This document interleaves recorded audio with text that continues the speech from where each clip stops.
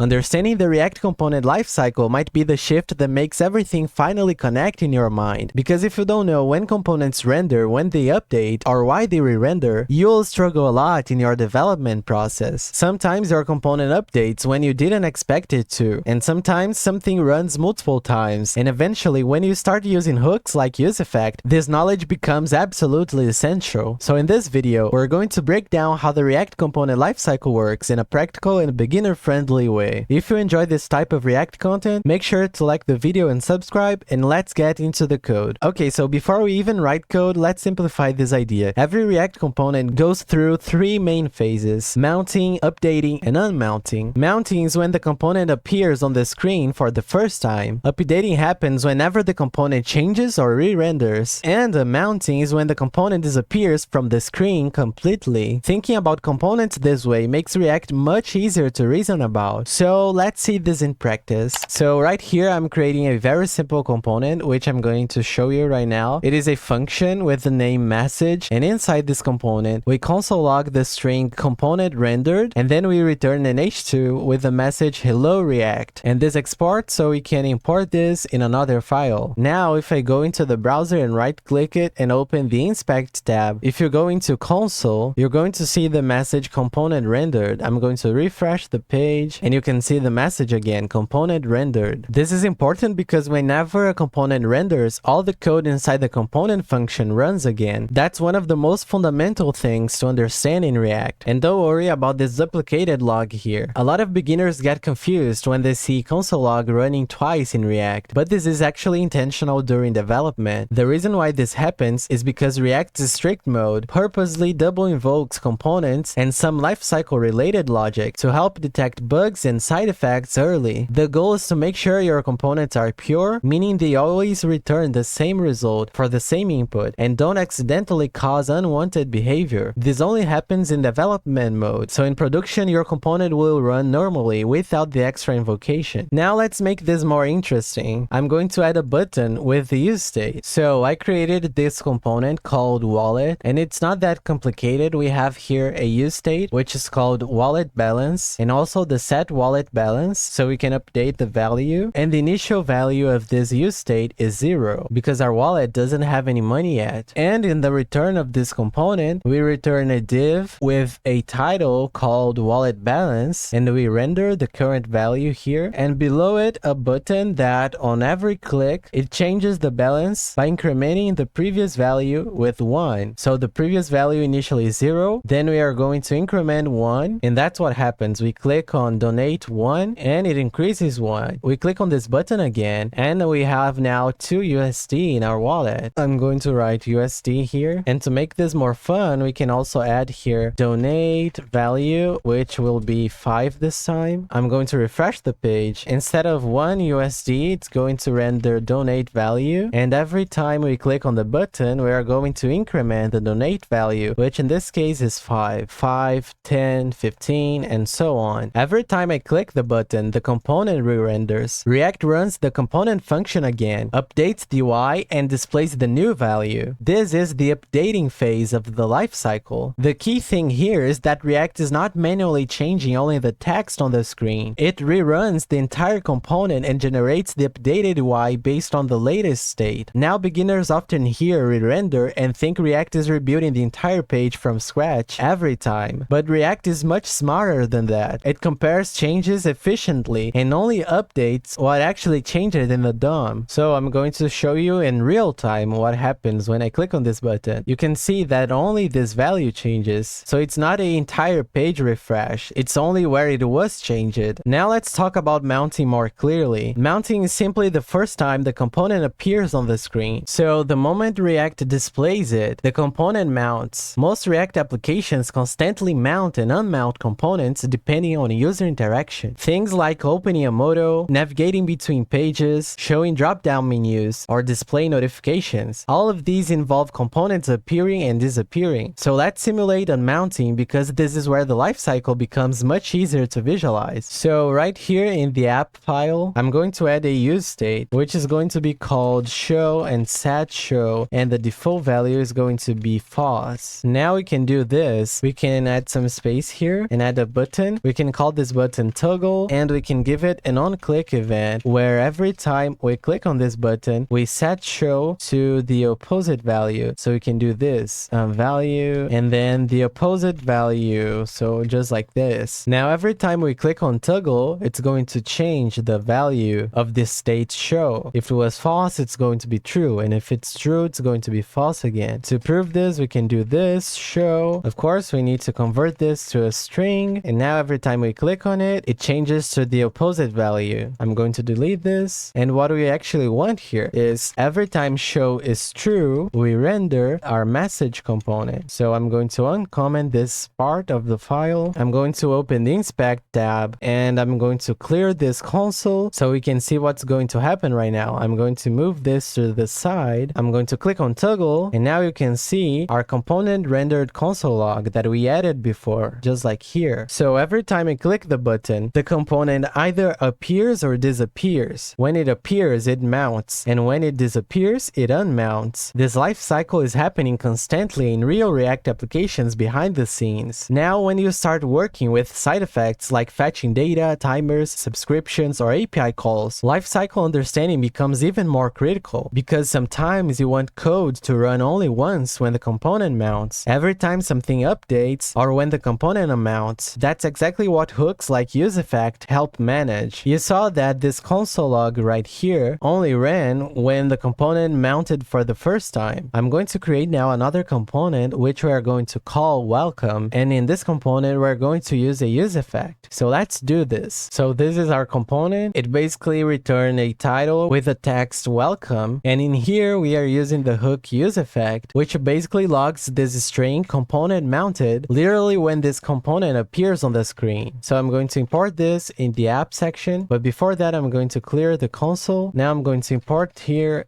welcome, and you can see the text component mounted. If I click on toggle, you see that the string component mounted didn't run again because this empty dependency array tells React not to run it again on updates. This is exactly why lifecycle matters so much. Hooks like useEffect are directly tied to these phases. One thing worth remembering, React components are not static HTML templates. They are dynamic functions constantly running and reacting to changes in state and props. So beginners sometimes worry, are re-renders bad? And I would say not at all, because re-rendering is a completely normal part of React. The framework was designed around this idea, so what matters is understanding why re-renders happen and avoiding unnecessary complexity. Later, when you dive into optimization techniques, this lifecycle knowledge becomes extremely valuable. And at the end of the day, understanding the React component lifecycle is about understanding how React thinks. Components appear, update, and disappear, and React manages all of this dynamically based on state and user interaction. Once you understand this, other concepts like useEffect, state updates, conditional rendering, and also performance optimization are going to feel much easier to learn for you. If you're learning React and want to level up your skills, subscribe because I post videos regularly to help you grow as a developer. And if this one helped you, leave a like so I know I should keep making content like this. And if you want to go even deeper, check out the video on the left where I explain how to build your own React components from scratch so you can start developing your projects today. Don't forget, share knowledge with others because I shared this with you. Thanks for watching and I'll see you in the next video.